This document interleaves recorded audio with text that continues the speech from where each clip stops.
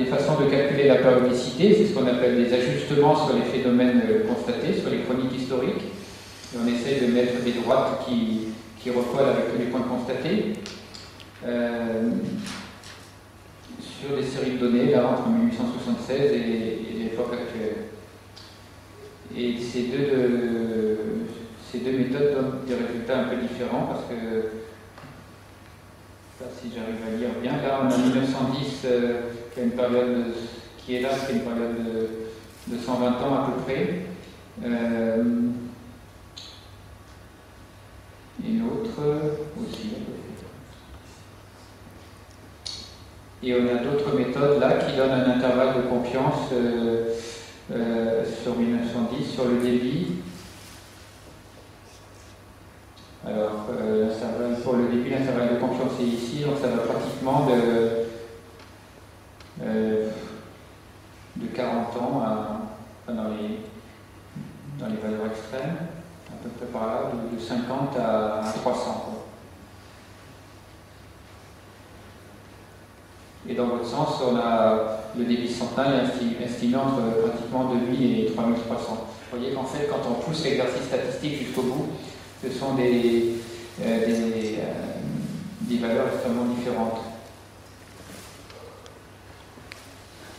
Et ici, on a intégré, bon, je ne rentre pas dans les détails, d'ailleurs je ne maîtrise pas très bien, une approche historique complémentaire, c'est-à-dire on intègre le fait que la crue de 1910 n'était pas arrivée depuis plusieurs siècles, et on arrive à réduire l'intervalle en disant le débit centenal, il est entre 2200 et 2600.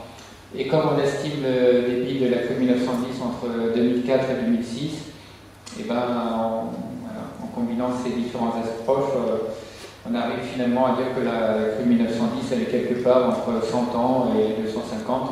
Vous voyez qu'au bout du compte, la certitude scientifique est vraiment dans une fourchette très large. Alors, un des facteurs d'incertitude, c'est le fait que l'incertitude sur ce qui se passerait maintenant si on avait le même genre d'événement, c'est le fait qu'il y a eu des travaux dans le livre, des évolutions de la Seine à pas mal d'endroits, et notamment un des exemples, c'est la démolition du barrage de la Monnaie, qui se trouvait, qu'on voit en photo ici en 1910, donc qui arrêtait l'eau. Il y avait un barrage et une écluse, donc on voit qu'il fait un obstacle à l'eau et qui provoque sans doute une rehausse. Et il se situait vers l'île de la Cité. Donc on aurait une incertitude sur la ligne d'eau qui serait atteinte en 1910 pour le même débit. Pardon, qui serait atteinte aujourd'hui pour le même débit qu'en 1910. Et il y a des études hydrauliques qui ont été faites, là, comparaison entre 1910 en vert et la modélisation avec la topographie d'aujourd'hui en orange. Donc on a des différences de 30 à 50 cm, mais ce n'est qu'une modélisation hydraulique et le résultat n'est pas certain non plus, du point de vue scientifique. Ici, on montre qu'il n'y a pas eu que la Seine en 1910, on a des relevés de la crue on a eu la crue de la Saône qui est ici, sur le tout, c'était une crue exceptionnelle aussi. Alors, ce qu'on peut dire aussi sur cette crue, la façon dont on modélise les conséquences aujourd'hui, on a fait une représentation sous forme de scénario. Chacun des scénarios correspond à une étape différente de la montée de crue. Et pour aller vite, si je les symbolise là, chaque fois que je vais cliquer, on va passer une période qui est de 20 à 25 heures, disons, de l'ordre de grandeur d'une journée à peu près. Et à chaque fois, on va monter de à peu près 50 cm ou 60. C'est l'ordre de grandeur. Et vous allez voir s'afficher les zones inondées. Donc, premier jour, il n'y a rien d'inondé. Deuxième jour, non plus. Voilà. Ensuite, on voit apparaître en bleu clair ici les premières zones inondées à moins de 50 cm. Bon, petit, quatrième jour. Là, en rouge, les endroits où il y a plus de 2 mètres, donc dans le quartier de Grenelle et à Lamont, progressivement. Et donc, le dernier scénario qui correspond à l'événement 1910, on retrouve à peu près, mais à peu près seulement la carte des zones inondées constatée à l'époque. Qui apparaît ici d'ailleurs.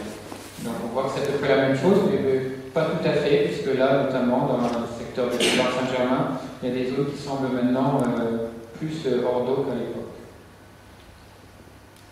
Et de tracé de 1658 qui apparaît.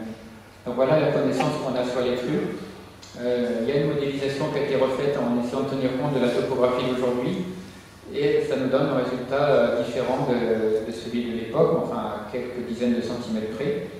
Mais vous voyez que la connaissance n'est pas quelque chose d'une précision absolue. Bon, la même chose dans le Val-de-Marne.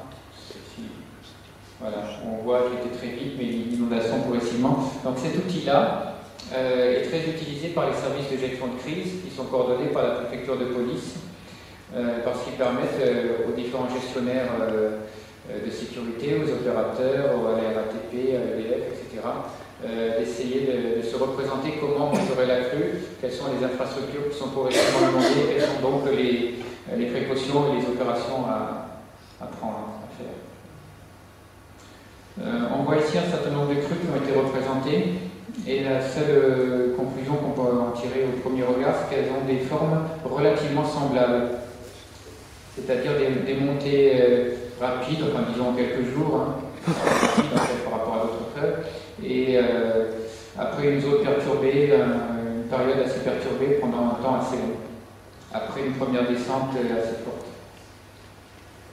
Donc les conséquences des crues, telles qu'on les modélise aujourd'hui, on aurait au moins, pour une crue du même type, bien sûr qu'en 1910, des mêmes hauteurs, on aurait 1 million d'habitants qui auraient, comme on dit, les pieds dans l'eau, c'est-à-dire leur maison, et 3 millions qui n'auraient pas d'électricité, parce que la conséquence sur l'électricité excède bien entendu la zone directement inondée, et un coût qui a été estimé à 17 milliards d'euros, sans tenir compte des dégâts sur la vie économique et des dégâts sur les réseaux souterrains. Donc c'est une vulnérabilité qui est bien plus grande qu'en 1910, tout simplement parce qu'à l'époque, il y avait déjà un certain nombre des réseaux qui sont cités là qui existaient, mais c'était à l'état embryonnaire, et la population était moins dépendante. L'eau potable, le réseau téléphonique, l'électricité existait déjà. Ce qui n'existait pas, c'était Internet, évidemment, parce que maintenant, ce genre de choses, professionnellement, quand on a une privée 3 heures, il faut s'effondrer, enfin, ça devient plus difficile. Et à l'époque, évidemment, ils ont ressorti assez facilement les chevaux et les bougies. Maintenant, on aurait quand même quelques difficultés à le faire. Donc, il y a une vulnérabilité beaucoup plus importante, et notamment pour une autre raison, c'est qu'on avait urbanisé dans ces zones inondées qu'on vient de voir. Alors, pas tellement dans Paris, qui était déjà très largement urbanisé, mais notamment dans le Val-de-Marne, qui s'est beaucoup développé depuis les années 20 en fait. Et donc la vulnérabilité de ce secteur-là, où vous voyez qu'il y a des zones inondées extrêmement importantes, et du coup beaucoup plus grandes, parce qu'il y aurait des populations beaucoup plus fortes à évacuer. La carte de la fragilité électrique, telle qu'elle est fournie par EDF en fonction des informations hydrauliques, vous voyez qu'elle excède assez largement la zone inondée. Alors on parle de fragilité parce qu'à certains niveaux, on ne sait pas exactement s'il y aurait une coupure ou... Enfin, il y a un risque, mais il n'y a pas une certitude de défaillance. La carte des coupures de métro, en fait, tout le centre de Paris serait sans métro, ce ne serait plus que des bouts de lignes qui continueraient à être viables. Une illustration des précautions qui pourraient être prises par la RATP. On voit là qu'ils ont tout le matériel pour être en mesure de construire des murets autour des entrées de métro pour empêcher l'eau de passer. Ici, c'est dans la gare de Lyon, dans la salle Méditerranée au sous-sol, on voit des bâtards d'eau qui sont testés sur cette image. Alors voilà la situation. Donc je ne sais pas, j'ai peut-être épuisé mon temps de parole. Donc j'ai vu que, après je ne vais pas développer tellement, mais juste pour dire que il y a un certain nombre de réponses par rapport à ça, et on les classe, disons, dans 4 catégories. Il y a d'autres façons de le faire, mais voilà celle-ci. Première catégorie, les protections. Donc ce sont les ouvrages comme ceux qu'on a vus, tels que les digues, qu'on utilise depuis des siècles, ou les barrages qui ont été faits par l'institution des Grands Lacs de Seine pour arrêter un peu l'eau. Deuxième chose, on n'agit pas sur la crue elle-même, mais on agit sur la prévention, donc sur la vulnérabilité qu'a la société par rapport à une crue d'eau. Donc la prévention, ça relève de l'information ou de la réglementation ou de la réduction de vulnérabilité des installations. Ensuite, il y a la préparation de gestion de crise qui est du ressort des services de sécurité civile, des plans de secours, etc. Et puis la prévision, qui est le domaine dont je suis plus responsable actuellement, qui en fait est très lié à la gestion de crise. C'est être capable de prévoir plusieurs jours à l'avance. Donc voilà des exemples de protection, donc les grands lacs de Seine. Et pour ce qui est de la prévision, puisque c'est mon travail, j'en dirai un mot et je conclurai là-dessus. On a 4 services de prévision des crues dans le bassin de la Seine, dont celui qui est dans ma direction, dont je m'occupe, qui en fait dont la zone de compétence est à peu près l'Île-de-France, plus le bassin de l'Yonne, mais pas le bassin de la Marne et de la Seine. Donc, je signale simplement que l'ensemble des informations que nous diffusons sont en priorité envoyées à la sécurité civile, aux préfectures, mais aussi disponibles pour le grand public, peut-être certains d'entre vous le savent, sur le site Vigicru, et sur lequel tout le monde peut accéder. Et donc, on peut avoir les courbes d'évolution des hauteurs de chaque station. Évidemment, ça permet à chacun de se préparer, aux communes de faire un certain nombre d'actions et aux particuliers également. Voilà, bon.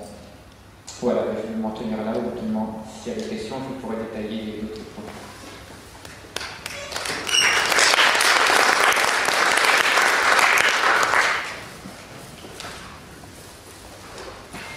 Merci.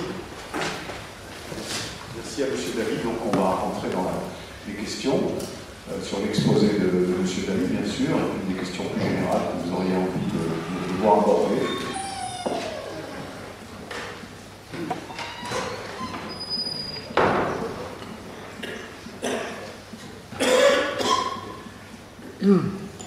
Quelles sont les infrastructures actuelles qui permettent de monter les... Alors, attendez, on ne vous entend pas le micro.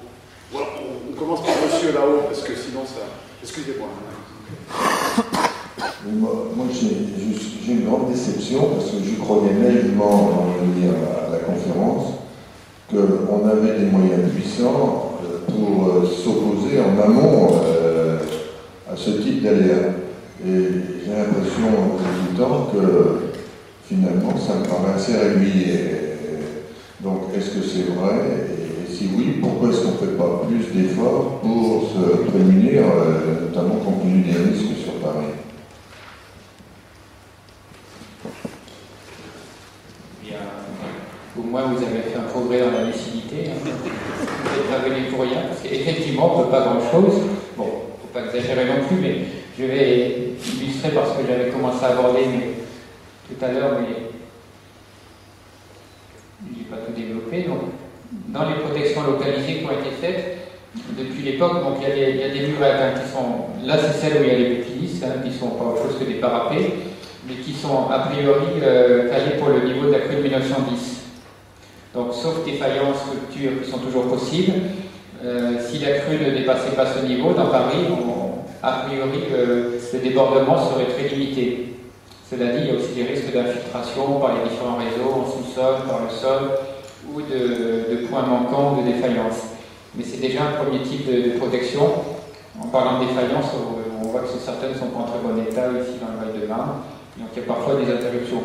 Donc ça a ses limites. Et ça a des limites qu'ont tous les systèmes de digues comme ceux qui ont été présentés. C'est-à-dire, dès qu'on fait une digue, un jour elles sont dépassées et puis il y a une rupture. Et donc à ce moment-là, il y a un danger plus grand que s'il n'y avait rien du tout. Et la deuxième chose qu'on a fait pour protéger, c'est-à-dire diminuer l'importance de la crue, ce sont les grands lacs de Seine, je l'ai abordé. Donc les grands lacs de Seine, il y en a 4, qui ont été construits progressivement depuis au cours du XXe siècle. Ils permettent de stocker les 800 millions de mètres cubes. Alors que le volume de la crue de 1910, il est estimé de 3 à 6 milliards, selon le moment à partir duquel on compte. Vous voyez que les 800 millions sur 3 à 6 milliards, bon, c'est quand même un petit morceau, mais c'est pas rien, c'est pas négligeable malgré tout. De plus, ces grands lacs de Seine, ils couvrent que 17% de la surface du bassin versant. Les apports qui viennent après ne peuvent pas être modifiés. Malgré tout, c'est sur ces 17% qu'il y a le plus de conséquences, enfin de plus de pluie et de génération de débit. Et on estime que s'il y avait une crue de type 1910, ils abaisseraient le niveau de 70 cm à Paris. Enfin, c'est une simulation qui a été faite par l'exploitant. Alors 70 cm, ça peut changer peu de choses, effectivement, par rapport au niveau qui est de 8,62 m, mais malgré tout, c'est par rapport à cette évolution, à ce dernier mètre, en fait, que les dégâts augmenteraient le plus. Hein, si on retombe à 8 mètres, à ce moment-là, il y a quand même beaucoup moins de dégâts qu'à 8,62 m. C'est pas en proportion.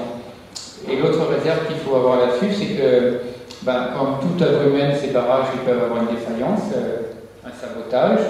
Il y a des systèmes de vannes qui peuvent être en panne, malgré toutes les précautions qui sont prises. Il peut y avoir des erreurs de l'exploitant. Et puis surtout, ils peuvent subir 2 crues de suite. Donc une première crue qui les remplirait ou qui diminuerait leur capacité, et une deuxième après, qui du coup ne pourrait pas être diminuée. C'est pour ça que ces précautions, ces protections existent, mais elles ont aussi des limites. Il n'en est pas prévu d'autres à construire. Alors s'il y en a une qui est en projet, mais qui a baissé d'une trentaine de centimètres environ encore, c'est un projet qui se trouve, alors il n'est pas sur cette carte, qui se trouve juste ici à la confluence, sur la Seine jusqu'à la confluence avec le Yonne. Je vous ai dit tout à l'heure que le danger, c'était quand Lyon et la Seine sont concomitantes. C'est-à-dire que leurs pointes s'additionnent. Et par ailleurs, on a considéré que, avec les éléments que je vous ai montrés, que c'est la pointe de Lyon qui détermine la pointe à Paris. D'où un raisonnement qui est celui-là. C'est un type de projet qu'on appelle du ralentissement dynamique. On va ralentir l'écoulement de la Seine au moment où la pointe de Lyon va passer. Et ensuite on laissera s'écouler. Alors comme on ne voulait plus trop faire de grands barrages et il y a moins de sites disponibles pour le faire, les Grands Lacs de Seine ont proposé un type de projet qui existe actuellement d'ailleurs en Alsace, près du Rhin, et qui consisterait à mettre des digues dans le lit majeur de la rivière et pour ralentir l'écoulement de l'eau et à faire en sorte que l'eau soit stockée à l'intérieur de ces digues sur le lit majeur qui serait inondé à ce moment-là, prématurément par rapport au fonctionnement naturel. Alors comme le lit, l'ensemble de la zone inondable est plus haute, est nettement plus haute que le lit normal de la Seine, le lit mineur, il faudrait pomper. Donc c'est un projet un peu compliqué qui consisterait tout simplement à prendre l'eau de la Seine quand elle arrive, la pomper sur les côtés, à la retenir dans des casiers et à la libérer ensuite. Malgré tout, c'est un projet qui est assez cher, qui est évalué à 500 millions d'euros. Et pour un gain qui est estimé sur une simulation du XXe siècle, si ces ouvrages avaient été existants, à plusieurs milliards d'euros, environ 3 milliards d'euros. On voit que l'intérêt économique n'est pas si évident que ça, parce que dépenser 500 millions tout de suite pour attendre un siècle pour récupérer plusieurs milliards, c'est finalement... après, c'est un calcul de financier, mais je sais que c'est un ratio qui n'est pas si évident, qui ne permet pas de trancher de manière si évidente. Donc ce dernier ouvrage pourrait abaisser d'une trentaine de centimètres supplémentaires.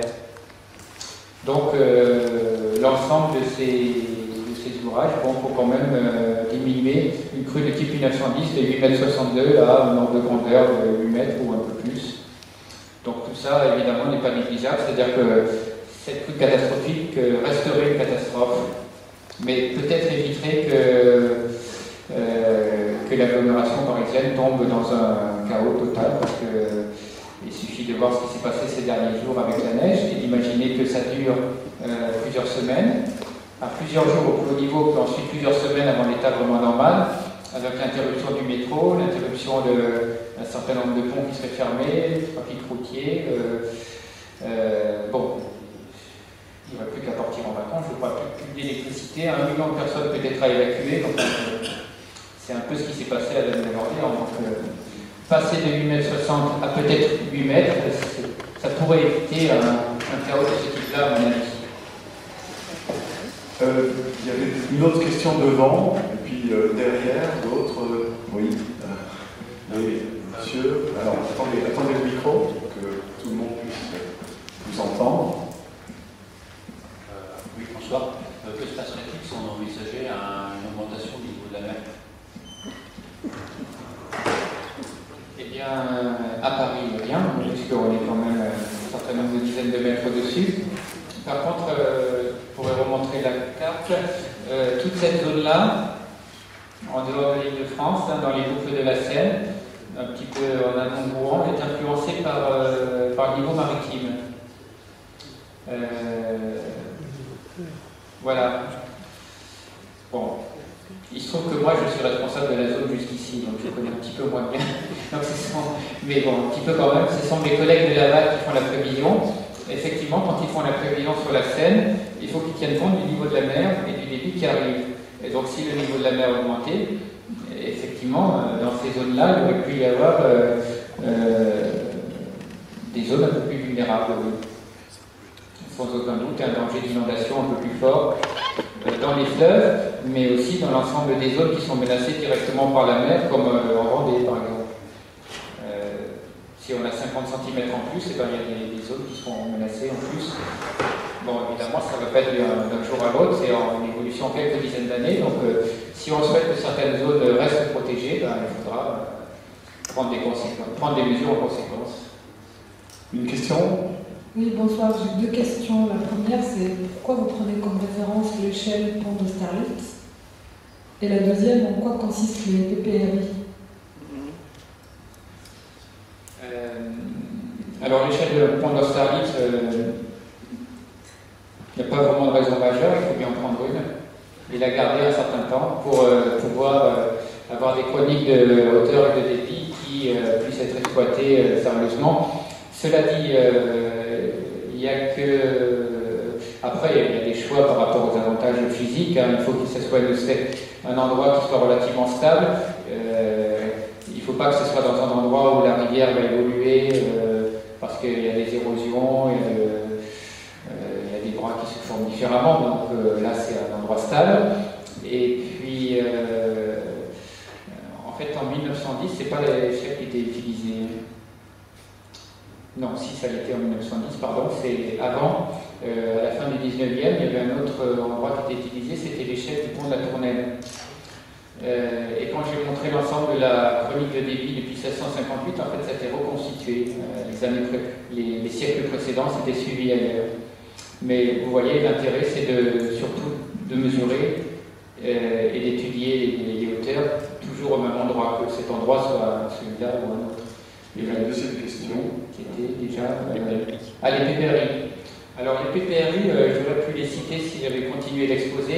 Dans le volet expliquer le sigle d'abord. Prévention, le sigle, donc c'est plan de prévention du risque inondation. Il y a d'autres types de PPR, hein, plan de prévention des risques technologiques, les risques naturels, et qui ont un peu le même esprit. Dans notre cas, il s'agit de préparer et de mettre en place un certain nombre de mesures de précaution qui relèvent de l'adaptation de deux choses. Première chose, la limitation de l'urbanisme. La limitation de la construction en zone inondable. Pour faire simple, donc, quand on fait un PPRI, on va dire qu'il y a trois types de zones. Il y a celle où il n'y a pas de danger, on autorise tout. Il y a celle où il y a trop de danger, on n'autorise rien. Et puis il y a celle du milieu où on autorise sous condition. Donc c'est là que les choses se compliquent, bien entendu. Quelles conditions? C'est-à-dire que quand on va construire, ou alors faire des prescriptions sur les constructions déjà existantes, on va dire à ce moment-là, il faut que vous mettiez par exemple les planchers de rez-de-chaussée en eau. Comme ça, il n'y aura pas moins de danger pour les vies humaines. Ou alors il faut mettre tous les appareils électriques également en eau, comme ça va limiter les dégâts. Ou alors avoir une densité des habitations limitée. Pas avoir de l'habitat dense. Donc ça, c'est dans les zones où il y a un danger qui n'est pas trop important. Par exemple, une inondation potentielle de 50 cm. Évidemment, s'il y a 2 mètres d'eau, la décision raisonnable, c'est d'interdire. Voilà, le PPRI, c'est un document administratif qui s'oppose, qui s'annexe au document d'urbanisme et qui est mis en place par le préfet et qui s'impose donc après aux communes et aux aménageurs. Alors, il y a d'autres questions, tout à fait en haut, là-bas, il y a le micro, puis il redescendra. J'ai deux questions. Il y en a une, c'est dans Paris, il y a des vieux ponts avec des vies très larges. Est-ce que vous avez une idée de l'influence comme l'aggravation des crues de ces vieux ponts? L'autre question qui n'a rien à voir, c'est les grands lacs de Seine, sauf erreur, ils ont une mission qui est au moins autant de soutien en étiage que de prévention des crues. Et les réserves d'eau qui sont consacrées à la prévention des crues sont très faibles par rapport au volume total de stockage. Et est-ce que vous sauriez expliquer la raison pour laquelle il n'y a pas une plus forte partie du volume de stockage qui est consacrée à la prévention des crues? Et est-ce que ce serait utile d'augmenter le volume de stockage pour les crues? Pardon, merci. Alors, deux questions très différentes. Si chacun a deux questions, bon, on va essayer de répondre rapidement. Alors, il y a un mot que je n'ai pas compris dans la première question, mais je crois que c'est celui-là qui donne tout le sens. C'était de quel objet vous parliez? Quelle chose? Je parlais des vieux ponts sur la Seine dans Paris. Bon, les pics sont très larges et obstruent l'écoulement des eaux.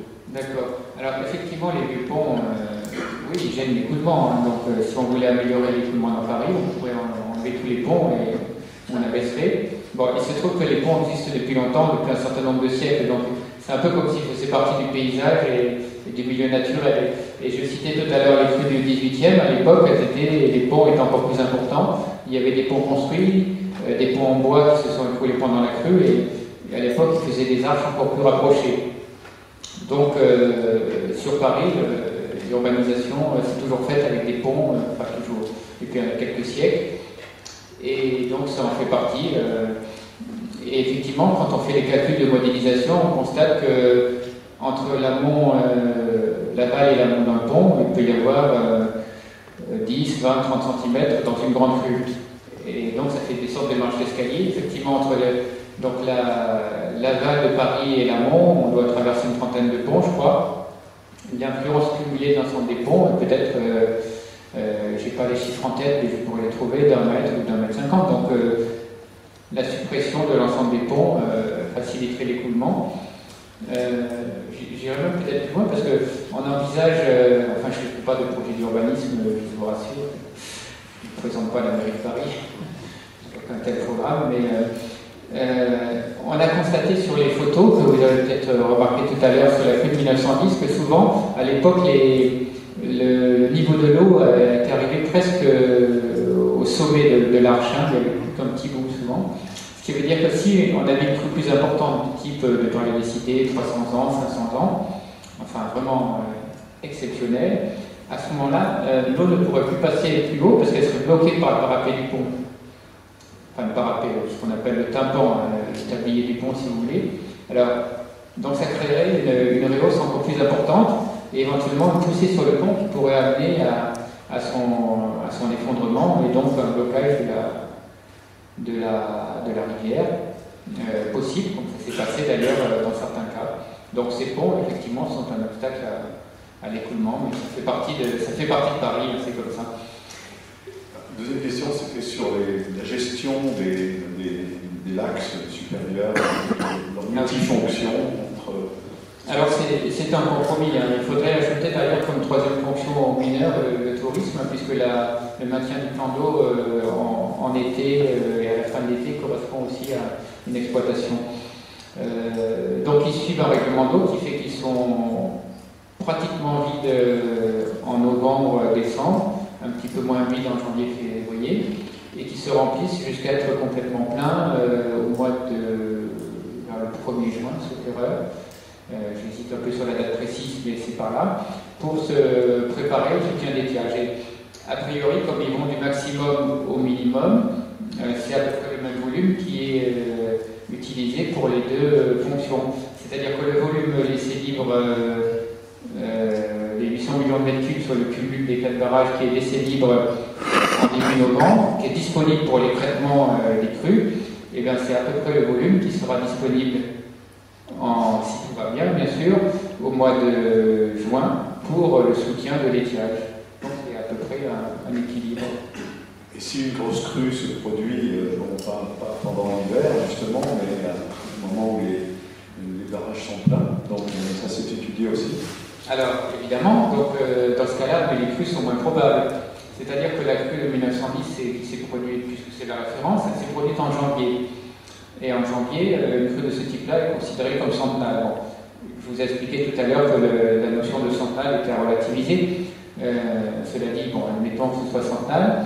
Eh bien, si on envisage une crue du même débit en février ou même en mois de mars, un peu plus tard, quand les barrages sont un peu plus pleins, à ce moment-là, on ne peut plus la considérer comme centrale parce qu'il est beaucoup plus exceptionnel qu'une crue de ce débit arrive en mars, ou plus tard dans la saison, évidemment en été. En juin, le millénaire. En juin, voilà, donc il s'agit à ce moment-là, en juin, d'une crue millénaire. Donc on n'en plus qu'on n'est pas protégé d'une crue millénaire, mais on ne peut pas être protégé contre tout. D'ailleurs, la plupart des crues que je vais montrer sont arrivées en hiver. Et dans le bassin de la Seine, il y en a une qui fait un peu exception et qui a concerné surtout Lyon, c'était en septembre 1866. C'était un phénomène plus violent qu'on trouve plutôt dans le sud de la France. Oui. D'autres questions? Vous nous expliquez le rôle des barrages qui nous semble très intéressant. Or, le schéma d'aménagement et de gestion des eaux du bassin prévoit, en particulier en Île-de-France, le décloisonnement des rivières, c'est-à-dire des affluents de la Seine, de la Marne, etc. Donc, quel scénario potentiel risque d'arriver à Paris si l'eau de ces affluents du fleuve et de la Marne arrive plus rapidement à Paris, conformément aux dispositions du schéma d'aménagement et de gestion des eaux? Je ne pense pas que les cloisonnements doivent s'entendre comme façon de faire arriver plus rapidement l'eau à Paris. C'est la suppression des barrages. Alors, attention. D'abord, il faut préciser qu'il y a plusieurs types de barrages.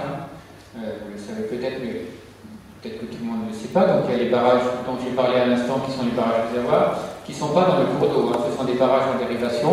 Donc on prend l'eau par un canal, on le met dans les barrages. On le voit un peu sur le schéma ici.